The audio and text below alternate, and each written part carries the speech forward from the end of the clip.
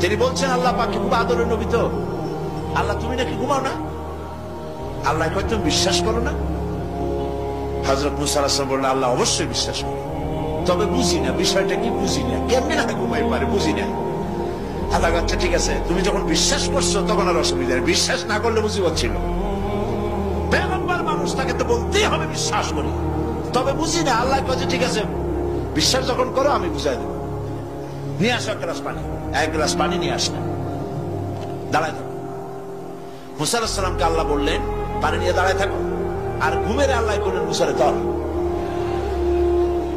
মুসা আলাইহিস সালামের ঘুম এসে গেল, ঘুমের আমেজে হাতটা শিথিল হয়ে গ্লাসটা পড়ে ভেঙ্গে চুরমার হয়ে গেল। হযরতে মুসা আলাইহিস সালাম ভয় পেয়ে গেলেন। আল্লাহ পাক শোনায় দিলেন ভয়ের কোনো কারণ নাই, একটা পরীক্ষার জন্য